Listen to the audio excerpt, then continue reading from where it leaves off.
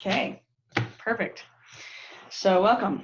Um, Today, Chris, we're going to be talking about boundaries and how to do that in parenting. Of course, this is basic boundary, class. It's a very minimal, an hour's worth. So this is just for anything and everyone, any relationship, work, school, home, kids, spouse, whatever. Um, so there's just key points, but of course we will focus on the parenting part because that's what these classes are good for. But so with that said, I mean, of course, we have to talk about value systems along with boundaries because we have to first find a value in why we would put up a boundary, a value of a certain, you know, materialistic thing, right? So there's 6 main categories of boundaries, and each one you will find that you'll have a value system in each one of them. So of course the quote, when we value something enough, we protect it. So you don't just, give your money away, you don't just give your time away, and you don't just give your energy away, because where your time, energy, and money goes is your value system. If you really kept track of your time, energy, and money, you will be able to really pinpoint what your value system is. So, on to the roles of parents. So, kids are hardwired to push boundaries. Okay, number one, and there's a at the end of this PowerPoint there is resources. There is a Brene Brown resource, and this one is only on Audible, but I put Rising Strong on the end of this PowerPoint. And on Audible, there's a Rising Strong and a Gifts of Imperfection Audible that's not in print. So the Audible talks about gifts of imperfection and parenting, and she talks about this. Kids are hardwired to push boundaries, but we just lots of research on that, lots of resources that can back that up.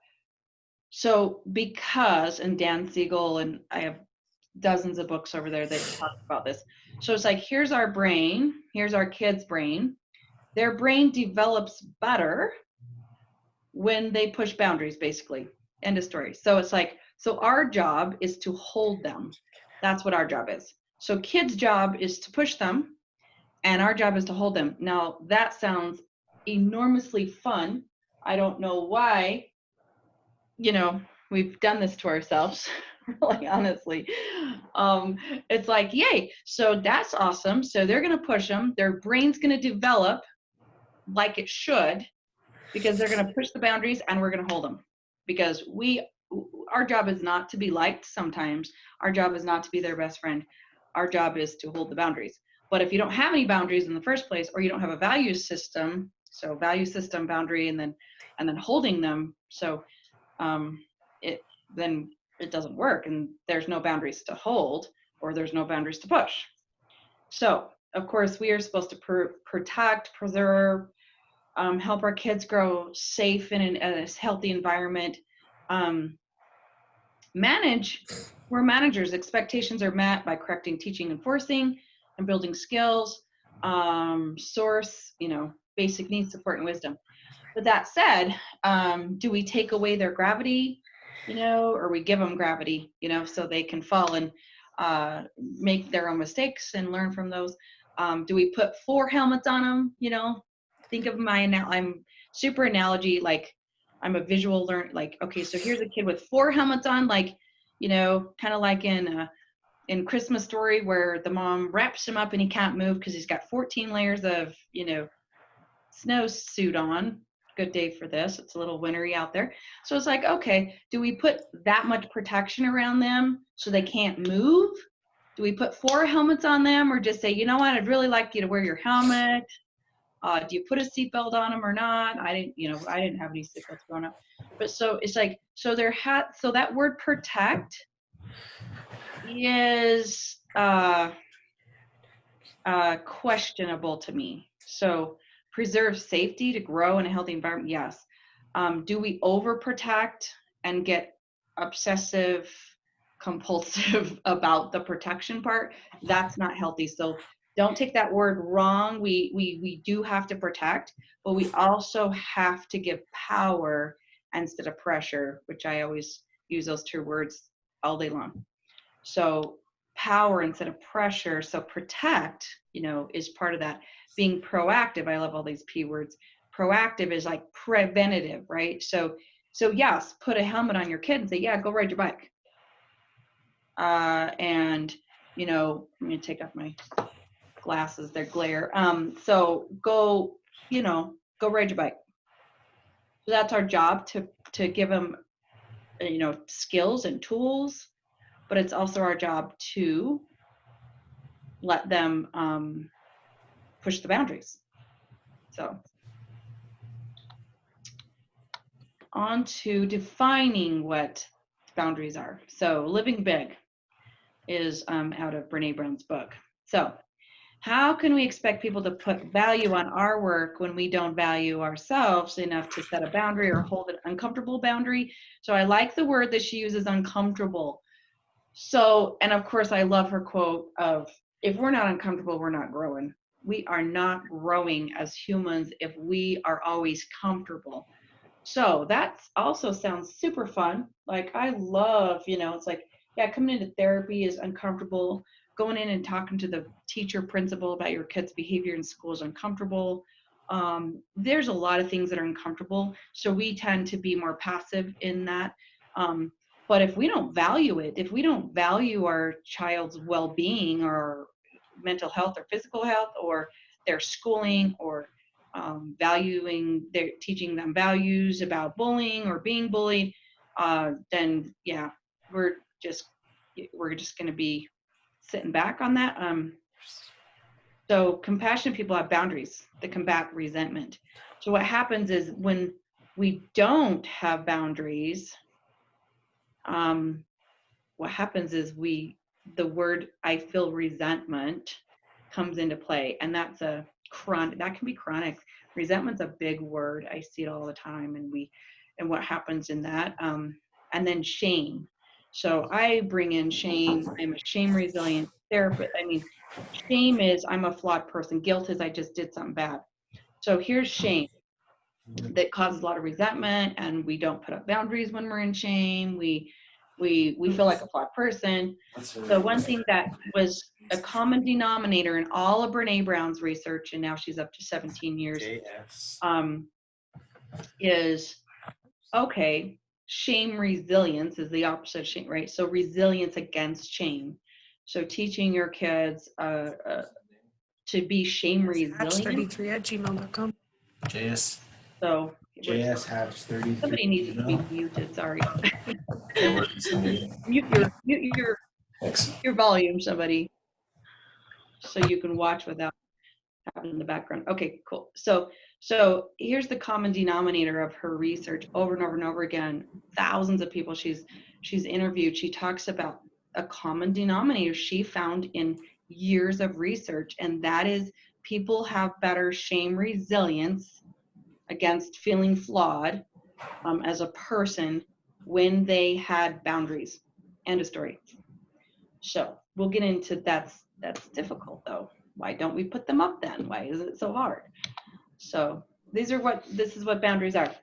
So guidelines, rules, expectations, limits, needs. I in all the books and research and handouts I have, I just found all these words, and it's just like, okay, it's vulnerability, it's balance, it's modeling, it's teaching, it's courageous, it's safe, to provide safety. But the big thing about this is people that had shame resilience had better relationships because they had boundaries, because they preserve and deepen relationships with boundaries. So that's the biggest one on the end of all those words. It's empowering. Of course, you protect, their limits, their expectations. I like to use the word expectations with couples. It's like, what's the expectation? That's a boundary, but it's really, here's the expectation as a couple in parenting. And what's the expectation in our home? What's our value system? What's the expectation? Those are all boundaries. And as I said before, these are the 6 types, and they're just on the PowerPoint, just very simple. And the handout that I sent Heather explains these a little bit more. Okay. So we have to understand what category we're lacking in boundaries. And like I said, if you do your time, energy, and money calculation of where your time, energy, and money goes, you'll see which boundary you're low in, because if you're out of balance in a time, energy, and money situation, so in your value system, so these will all connect. So your physical boundary, simple, it's what it is. Physical space, physical touch. So in therapy, in play therapy, in families, I don't remember where this came up in my head, so I come up with these like analogies so they're visual, but maybe it was in my foster days when I was parenting foster kids. But so hula hoop, it says on here, so I need to explain that. So it's one of my favorite things ever. And it must have been because I remember reading a book or something, and I don't know where it came from, but I came up with my own analogy with hula hoop. So here's a hula hoop, right? It's pretty big, and it if you put it on your back, it stretches out this big. If you pull it in and it goes around, it's a pretty big space. And so in my office, at home, when someone is violating someone else's space, or someone feels like someone is violating their space, then we get out the hula hoop. I'm like, I wonder if I can get an Amazon package of a hula hoop, how much, how funny that would look. But I think I'm going to order some. And I'm like, I'm probably, maybe, Walmart has them year round. But get a hula hoop and teach your kid to sit in it. So at a 3-year-old level, they do not have the capacity. Actually, it's an okay developmental stage that they don't share their toys. So don't make them share their toys. I mean, honestly, it's like, okay, because what happens is the other 3-year-old comes and takes the other kid's toy. So see, they don't have the capacity to know that that's not okay when a kid's playing with it. So it's a developmental stage. So all you have to do is say, okay, you don't know how to share. You don't know how to not take from another kid, in a play date situation. So, so teaching this at home in the middle of, okay, put everything in your hula hoop, sit on the floor, put the hula hoop around you, put everything in your hula hoop that's yours, that you're playing with right now. And we try to teach that you don't violate someone's hula hoop space. So, and this is more than just like, oh, let's teach our kids not to get into personal space or let people get into their personal space. This is a hula hoop. This is all the way from here to your toes. So it's like, it's bigger to me. It's not just like, oh, don't let someone touch you in places that are not appropriate. Oh no, if someone wants to get in my face or another kid gets in somebody else's face, they got to go underneath my hula hoop and get right here. That's more violating, if you think about it. So it's like, so someone's got to come underneath my hula hoop and get in my face. And that's just too close. And we need to teach this in schools and bullying situations, because we don't have boundaries with that sometimes. And so that's when kids feel extremely unsafe.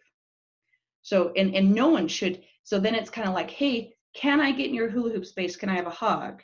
And don't force kids to get into other people's hula hoop space when they don't want to. So do you see I hope that makes sense. We can ask questions about that. Intellectual. So just, so here's this refers to thoughts and, your ideas. So here's my idea. If someone can't see my perspective on my idea, and you get shot down, it's kind of like, hey, well, you know what? You don't have to agree with me, but I'd appreciate it if you would just see my perspective. And that gets into shaming, belittling, manipulating, vindictive behavior. I can't see your perspective. It's a black and white. It's our number one thinking error on my list.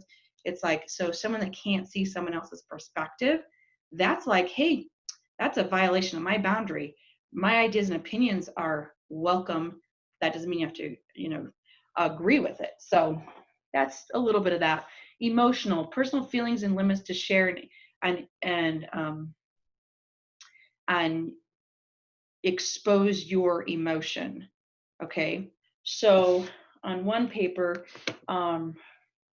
there's a little bit more of like some explanation of this on a different paper that I have here. And so it's like, okay, so here's what you need to know is everybody's emotions are facts. That's it. So if someone has an emotion and that's how they're feeling and they express that in a vulnerable situation, and someone tells them they can't feel that way or that they're not feeling that way, that's a violation of an emotional boundary that should be addressed. And then there's the other part. So vomiting your story, whatever that is, on people that don't earn the right to hear your story is you violating an emotional boundary.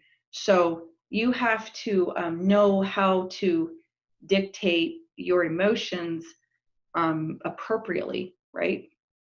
To the right person that you trust. You all know somebody that maybe just like, they just, I call it, kind of vomiting too much information. That's not a healthy boundary. You have to have boundaries around your emotional, personal, sharing. So if you feel like someone's like doing that to you, then you can express a limit to that.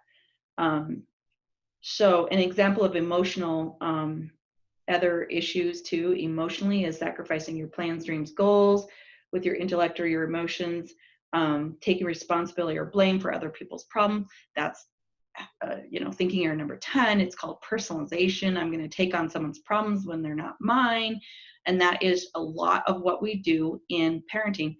We take on someone else's problems when we have no control over it. You've done your duty, you've done your job, you've put the limits, and then your kid violates those. Don't take on their problems. That's their problem if you've done it in those steps. So that's an emotional boundary that we need to watch and make sure we don't have emotional reaction due to personalization or blame, or, because those are all, my 10 thinkers, they all come into play in those. So yeah, dictate your level, letting someone else dictate your level of happiness or sadness according to, their behavior, stuff like that. Yes, we're all influenced. These are all here. We're all influenced by physical and emotional and time, material boundaries by other people. So we're all influenced, but do we take on their problems, right? Okay, sexual, emotional, physical aspects of sexual unwanted pleasure, unwanted, all that kind of stuff. Pressure, I didn't say pleasure, unwanted pressure. So, so pressure turns into powerless. Anything that puts pressure on someone in any of this is a violation of all of these boundaries. Materialistic, right? So anything material, your money, your possessions, do we just give those away? Do we just borrow money and say, oh yeah, and how many times do you do that before you stop borrowing money to someone that doesn't pay you back? Time, my favorite one. So time is like, okay, if we really kept track of our 168 hours in a week of what we did with our time and thought, how many times do we say yes when we really mean no? Or how many times do we feel guilty and we say yes? How many times with our time, and then we have regret because our time is so limited and precious. We are, when I do statistics, it's all about America. So Americans are very stretched. We work more. We have a lot, everywhere across the, we all have 160 hours in a week. We all have 24 hours a day. But depending on how we spend that present time, that quality time, is something that we should probably evaluate, because you write down really where your time goes, and what you want to do at that time, then you'll be able to switch your balance and your value systems if you need to. So your value systems will go along with time, big time, right? So if you value gambling and you do it 8 hours a week, or gaming for, I've had kids up to very small age of kids gaming up to 24, 25 hours a week. Okay, that's your value system right there. Your time, energy, and money goes to gaming. Okay. And then how do we put limits to that? It's a huge problem with kids and time and where they're spending it. We are spending a lot of time doing other things that sometimes are unproductive. So why do we need them? Okay, values, priority, moral code. Talked about that a little bit. Your value, self-care. So this is one of the handouts a little bit, talks about that. Respect. So the 4 secrets of, setting rock solid boundaries. When we value something enough, we protect it. That's the first quote we had. Like, boundaries show that you treasure your life as your own best friend. These are values. We have to know what those are. Then value of self, value of self. It's not self-esteem. It's not self-confidence. It's not self-value or concept. It's not self-worth. This is different. This is self-value. So you treasure your needs enough as your best friend. If you were your best friend, do we do that, right? Do we do that with our kids? Do we teach them that? So respect, it's a great word. So respect gives empowering and safety. So results. So we put boundaries up. So hopefully we get some results. We'll talk about that. It seems to be very difficult with the results sometimes. Assertive, teach, model, secure, love. Like, this is the results that we want to get.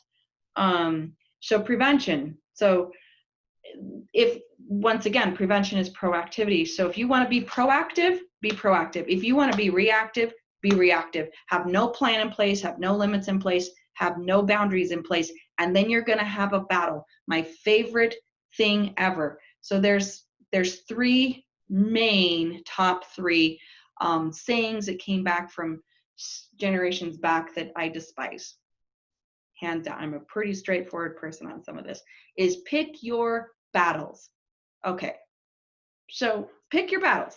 You choose your battles, and you only pick those, and you let the other ones slide, and it's okay.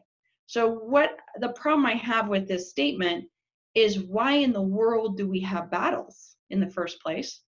Number 2, so if it's not your value system, it's not a battle in the first place, because so if you like a cleaner house, or or certain areas of the house that have to be completely organized so you can function in those rooms, which is very important. Kitchen, bathroom, and bedroom are the top 3 rooms, and then we have living room and family time.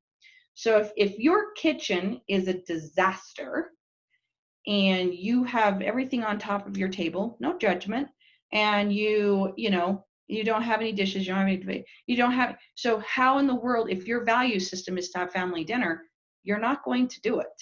So if everyone has to get on board to say, you know what, there's no battle in the kitchen here, there's just boundaries. One has a part in this and a job, and we have to get ready for dinner, and then everyone has to help make dinner, and then whatever it is. I have kids, I have families pick one night a week that they're in charge of that. So they're engulfed in the value system. They know that this is a value, that we have family dinner.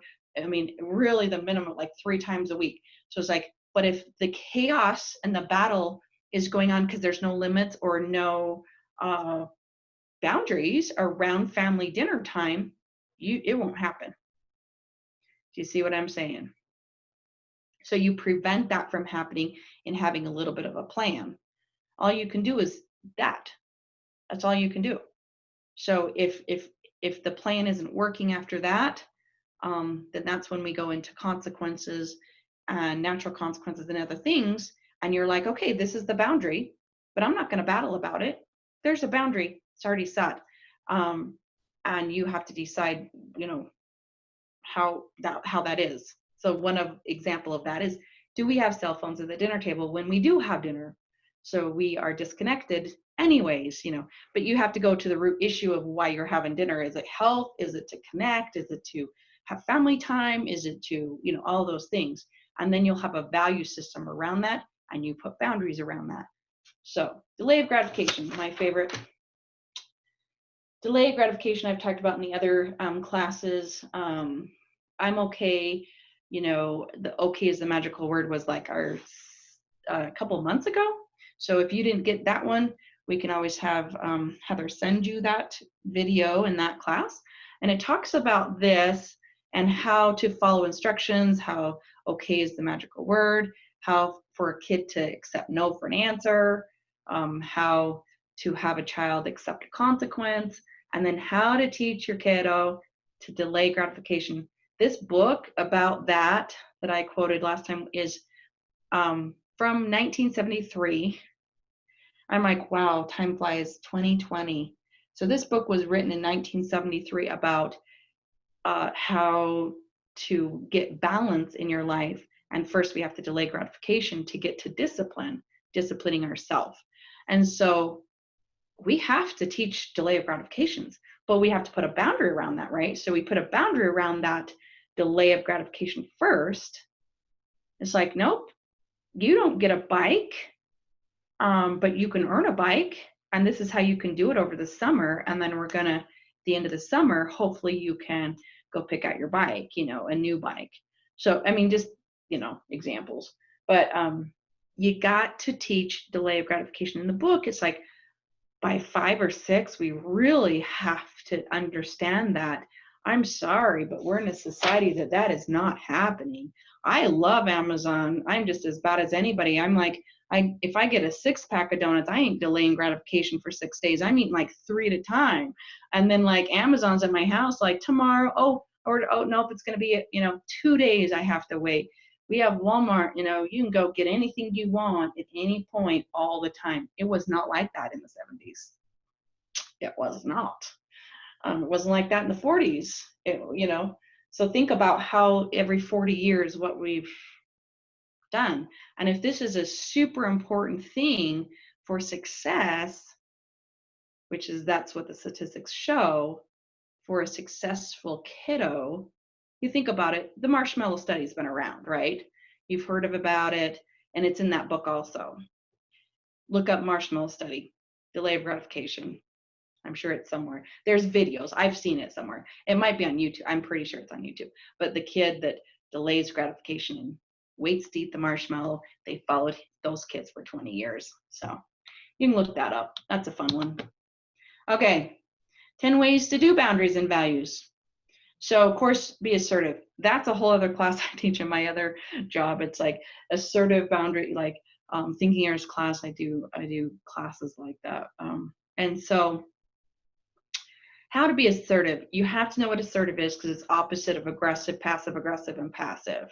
So if your body language is extremely unassertive and aggressive, is passive, I've kind of role played that before in a class, it's not going to work.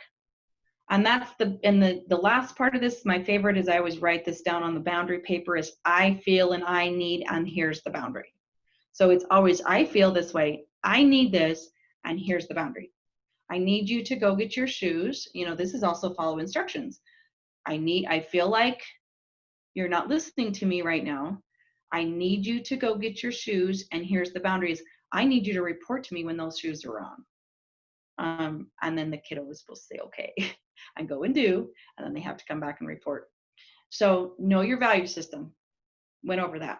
Secondary emotion, favorite thing ever. You can't say I feel if you don't know your secondary emotion to the child, and you're teaching that back from the, to the child, so the child can teach you what they feel and how they're doing.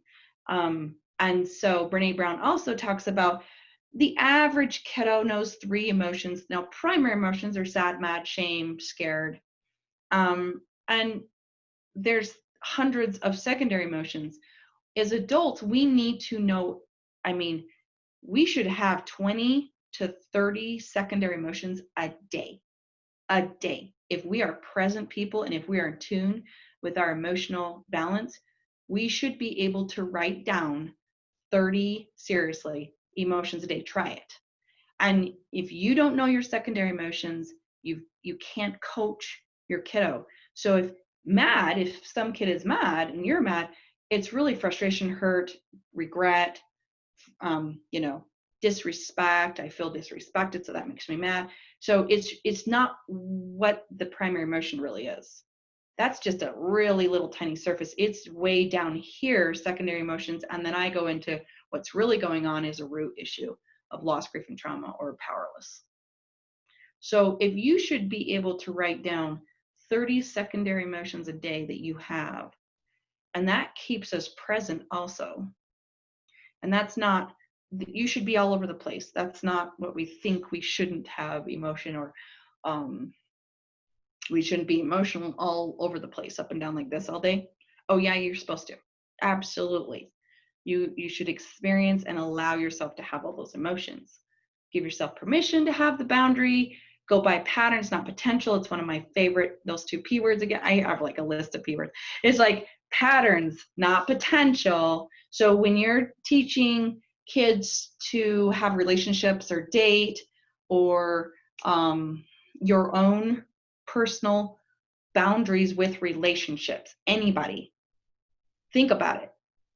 We go up by potential. We think, oh, you know what, you have potential to stop, yelling at me, and you've only yelled at me for 20 years. Maybe this is your mom or your grandma or a boss or something, I don't know. And it's like, here's the pattern though.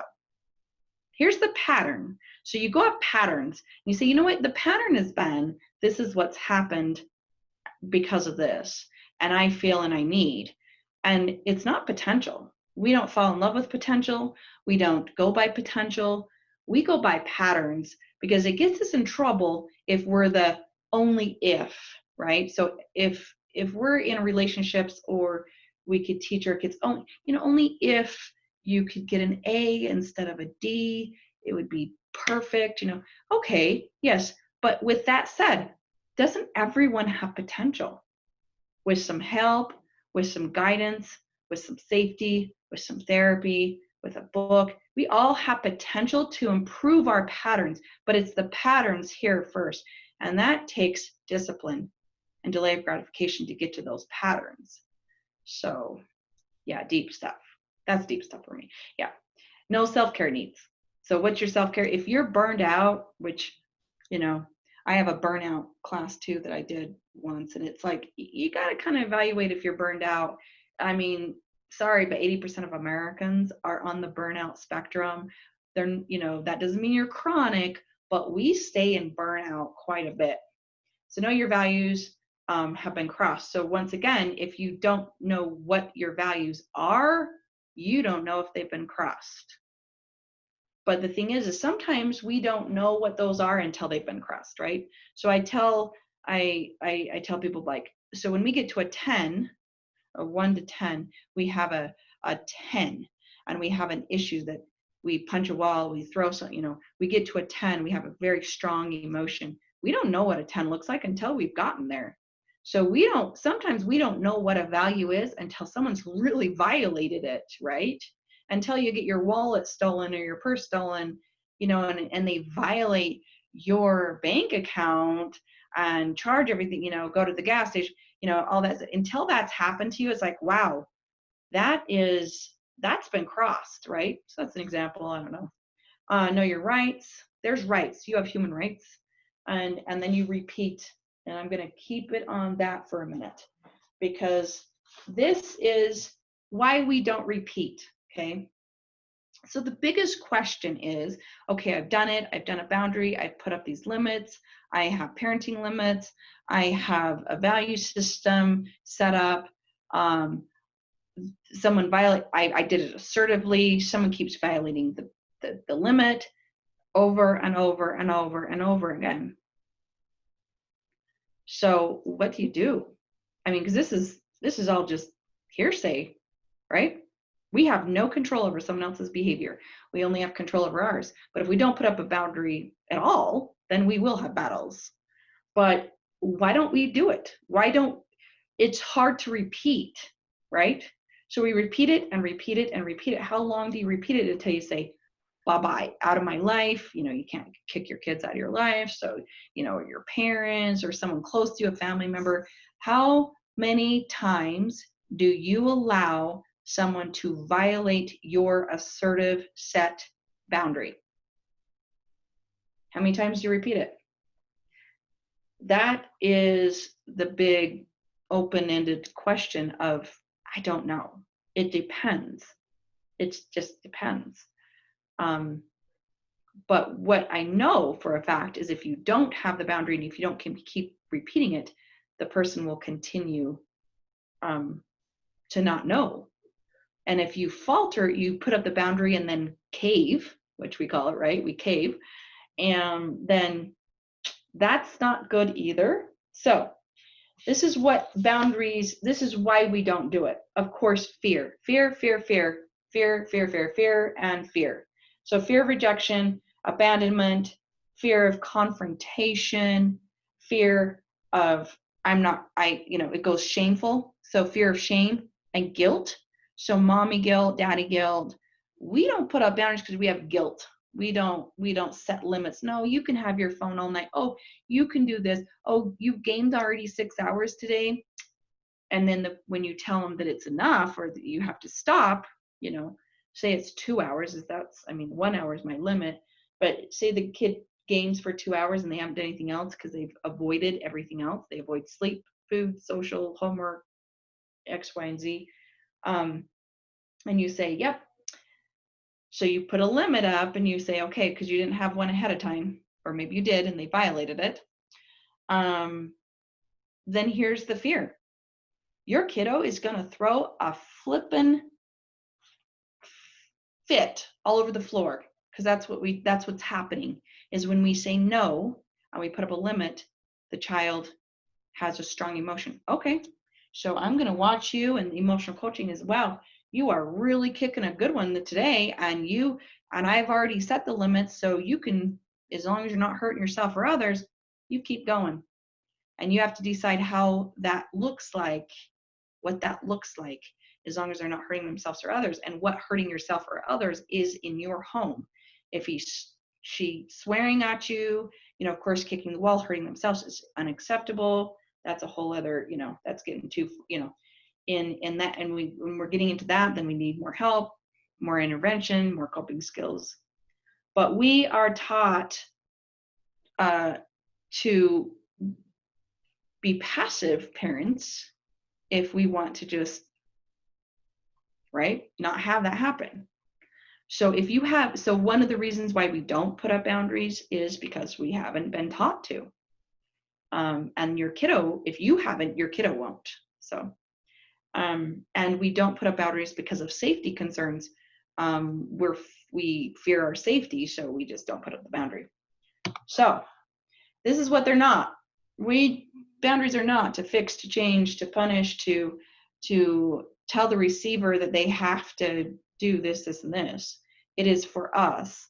So the receiver, the violator, the blame, the shame, the label, or guilt trip, that is not what boundaries are supposed to do. Boundaries are not to be ignored. They're just not. They're not aggressive or passive. They're not impersonal. They're personal. They're your value systems. So, and boundaries, we don't put boundaries up if they're not according to our value system. If you're fighting inside of you, which causes a lot of anxiety and mental health issues, when you're fighting against something and you have a value system that's in there and someone isn't stepping up to your value system, and that's difficult, because how do you push your value system on someone else? Well, I'm telling you, when I work with the court system pushes their values onto other people. They say 0.05 is a DUI. That's their value system. Is it? Or is that scientific? Well, it's actually scientific. So they can say, here's a law, so I'm going to push my values onto you that you can't have more than a couple beers and drive. So if you do, here's your consequence if you get pulled over. 0.05. you're going to get a DUI. So think about other people's value systems and ours, and then guess what? Someone's going to push their value systems on us sometimes. And then you have to adapt that value system to improve your behavior. So that's when you're court ordered to go to treatment. So now back to right here, because I was going to list the state, why healthy boundaries allow us to do these, because these is what they're not. So the opposite of what they're not is having self-respect, sharing your personal information with a trusting person instead of vomiting, protecting your physical and emotional space, of course, having equality. So if I see a couple that have one person that's been very passive, or I see a lot of couples that are both very passive, and they've just gone like this, and so there is no equality, because it's kind of just like, I'm just not going to put up that boundary, my emotional or my sexual or my material or my physical, it doesn't matter. So you have to have some equality in a partnership. And, child parent role is you're the parent. Here's the child, the triangle, that we talked about. I'm okay, you're okay. If you go into the child role and let the child be the parent, it's not equal. It really isn't. And equalism, equality isn't when a parent-child relationship isn't, lose-lose. It's a win-win. So, because this has to do with your child's brain. So, in order to help the child develop in life, we have to have boundaries. To be shame resilient, we have to have boundaries. So, the other things that allow us to be, when we put up boundaries, is how to be confident, how to say yes when we really mean no, or we say no when we really mean, so we're not, so passive aggressive is, I'm going to say yes when I really mean no. So that's passive aggressive. So you say no when you really mean no, and instead of just saying yes, is what I'm saying. So to be assertive. So the other one, boundaries allow us to separate our needs, thoughts, feelings, and desires from others. This is my need. I feel I need. It doesn't say you need and you feel. It says I feel and I need. So it separates those two, okay? So it doesn't go into blame, shame, labeling, or guilt trip, so. And it empowers you. So I'm all about power. It's the word that we've got to take back. We don't have much of it sometimes, we feel. Kids feel misunderstood and powerless, and that makes them feel unsafe. And so that's my top thing, is safety equals understanding and power. So when we're safe in the middle and we feel safe, we feel understood, we feel like we have some sort of power over something. So we have power over our feelings, we have power over expressing them, we have power over the situation. We can choose to have coping skills over a trauma, a loss, grief, trauma situation. So when we take back power in those situations, then we have a lot better mental health. Okay. So now I think. Hey, Carol. Yeah. Are you still talking about the same slide, or are you just kind of talking off the notes? Okay. Yeah. It was just off the notes of so now the opposite of what boundaries help us do is share our feelings, be more positive, in our power. So yeah. Okay, someone was asking, so I just wanted to make sure. We're good. Yeah, that's it for the PowerPoint. So taking responsibility and power back is the point, right? So let's talk about, I'm curious to talk about, so now we go through our value systems, we write them down for the beginning of the year, a good time to write them down. New Year's resolutions don't work. About 78% of people will be done with them in about a week and a half. So 3 weeks into the year, 70% of people will never look back at their New Year's resolution. So don't do it. Find a goal, find a project, and find a value system. I have people find one book for the year, a statement to go along with it to live by, and it has to do with your value system. And then it's like, okay, so pick 4 words to live by to help you stay on task for the year. Pick a book, and then what you do is you read it 6 times minimum. So that's once a month, once every other month, so you read it over and over and over again. And so if this is an issue for you, if you feel like you have limited boundaries in your life in several areas of your life, then you really got to look at this. There's some books here, of course, I just put a couple, and a link there to some of those things, but there's lots of books about boundaries. There's boundaries, let's see, boundaries in a marriage. I have that over there, but that's, so let's talk about, now we got to this point, let's do some action. Action is, now let's put up the boundary. How are we doing that? And what if someone keeps violating it? Especially your kids.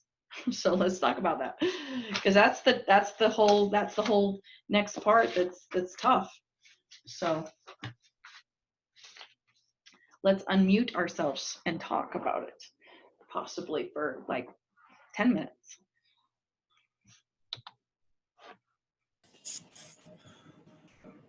Anyone have any questions they want to ask? Any questions they'd like me to ask? You can always type those in and do the chat at the top of your, go into the chat. But I can keep, keep going. So I don't think we're getting any questions yet. So and until they keep coming in. So another you can look up like boundary assessments, and I have one here as an example, but it's like, so kind of like, if you want to know really how you are with boundaries, most of you will probably know, like, it's really hard to put up a boundary around this person, but it's super easy to put a boundary around this person. So someone at work, or your sister, or your kid. So you're like, well, I'm pretty good in some areas of putting up boundaries, but then how do we, keep these boundaries, hold to these boundaries with our children? How do we hold them? You repeat them. You have them, listed on the fridge.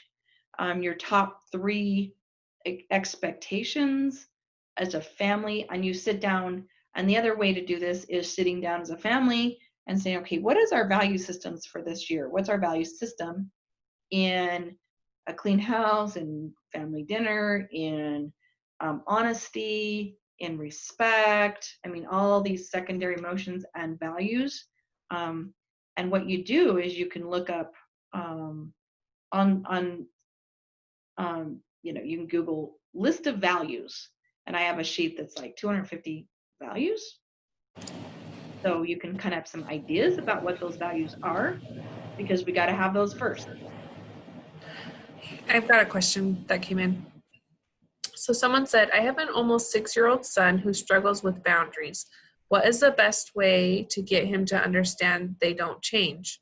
He's a very smart kid, but pushes daily, and it's getting emotionally exhausting.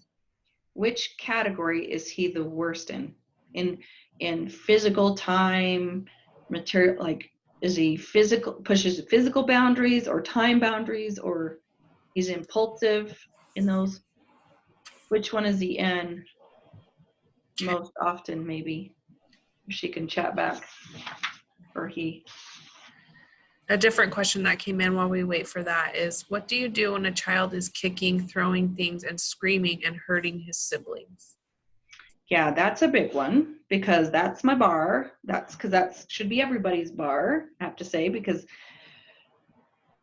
we have to show that domestic violence is not okay. But domestic violence is anything in a family, in a relationship, in an intimate partnership. So domestic violence is throwing, hitting. You don't have to touch anybody, but throwing something, just throwing something while you're mad or angry, or breaking something, is domestic violence. So we just don't want to do it.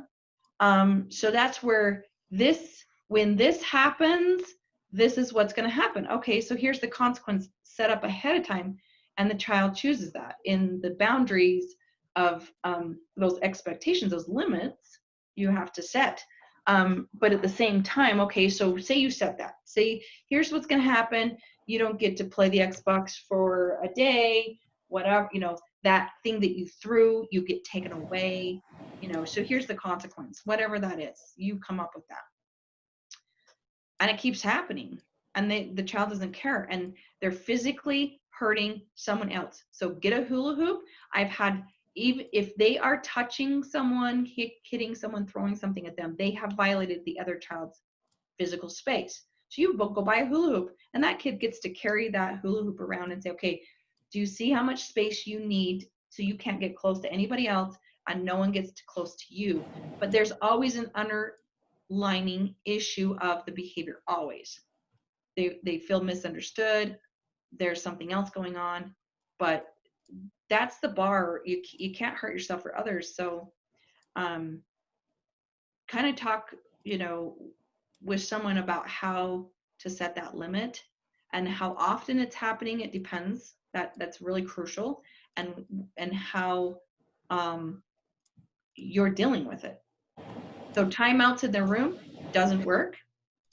We don't ever do timeouts in their room for a consequence. It's always in a separate room. Your bedroom and your bed is only for sleep. So. Okay.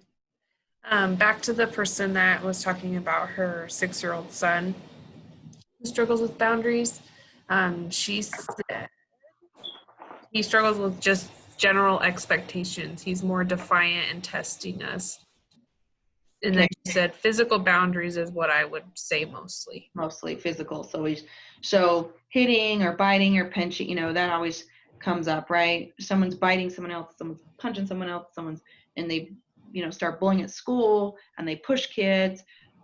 So number one, he's developing, because remember, even in what's happening is we are doing this a lot younger than we did before. We're pushing boundaries a lot younger. So you can see how the brain is developing differently sooner and in younger. So he's pushing boundaries. That's your job. That's his job. Your job is to hold them. So, okay, so this is harming yourself or others. How do we continue to have that value in our home of respecting someone else's physical space?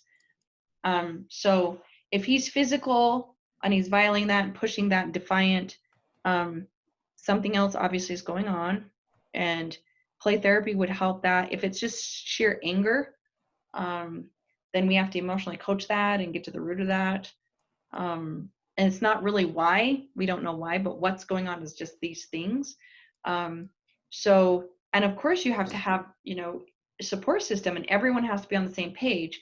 So I think next month is just love and logics. It's basic parenting with choices and different types of parenting. So if you have 2 parents in the home and you're doing 2 different types of parenting, it will not work. It just doesn't work, which is pretty typical. But so it's inconsistent, right? So being consistent with any of this is so crucial. But specifically to okay, a kid's hitting their siblings all the time. Yeah, it's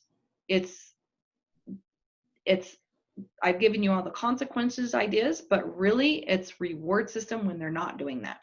When they get angry and they have a fit, great. I call it a celebration. But when they don't hit or hurt themselves, when they're in that strong emotion, is when that is a reward. So you have to go to the reward system and say, you know what? Because the consequences are not working.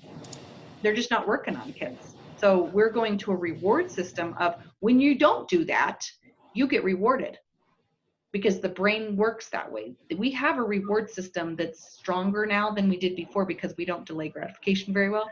So. Okay. Okay. And then another question.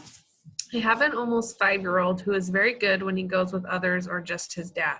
But when I'm around, he pushes the boundaries, and when I say no, and he starts getting emotional and crying, etc. Is Right. it helpful Is it hurtful to him when I explain he needs to pull himself together? Is there a better way to help him understand crying isn't going to help him get his way? Yes, there is a way better way. Yes, yes, yes, yes. It's my favorite way of absolutely never telling a child that crying is not going to get their way. Because obviously it has before and it will continue to.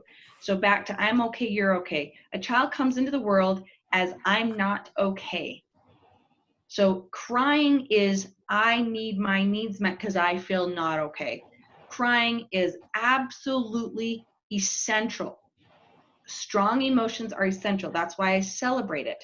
When you have a meltdown because stuffers turn into volcanoes, we do not want children to stuff. We do not want to shame them with an emotion. So yes, whining, crying, so we say, stop it. Why are you acting this way? You're not going to get your way just because you cry. That's what we do. That's what all of us have been taught to do because our parents told us that and generation. So that's shame-based parenting with emotional shame-based parenting. It doesn't work. So emotional coaching is opposite of that. Wow, I see that you're crying really big and I've told you no. Oh, you really, really want me to get that cookie down for you before dinner. I've said no. It's your reaction. And when he doesn't get a reaction and you don't give in, the behavior will change. So you just address it and then totally you state, so in place acknowledge it and then just state it, you state it, and you state it. The minute we correct it, we have taken away all power from the child. You have power when you state it, but don't correct it. You don't correct emotion. You correct behavior if they're punching or kicking somebody or themselves. Absolutely. You have to put a limit to that. Okay. Got a couple more. So this one is, my situation is a little different. We are fostering a quiet 10-year-old little girl that we are hoping to adopt this summer. She does not emote when she gets upset. Instead, she shuts down. Do you have any tips on setting boundaries with her while trying to develop a relationship of trust and communication? And before I finish or let you go, I just want to... So parenting the hurt child is right here on my shelf. That's what I got when I was a foster parent. Parenting the hurt child is different, totally different kind of parenting, just so you know. So obviously, when we have a hurt child, which is a severely traumatic experience of her life, I can just imagine. That's all we're going to say. So the thing is you're going to fight or flight or freeze. So it doesn't matter.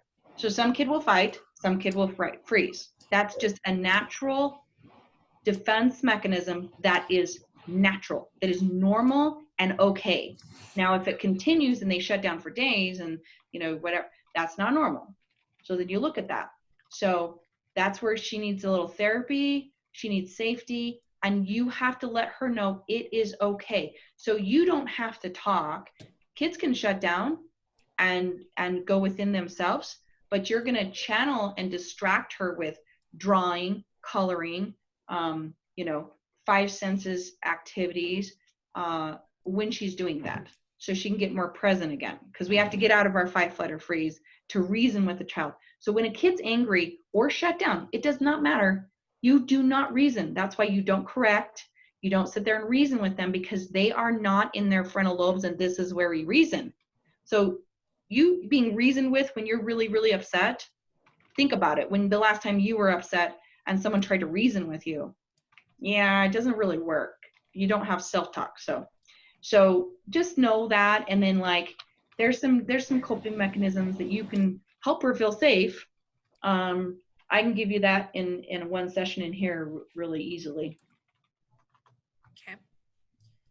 And then our last question is, my husband and I are currently going through a separation, and he is more about wanting me back, and when I turn him down, he uses the kids against me.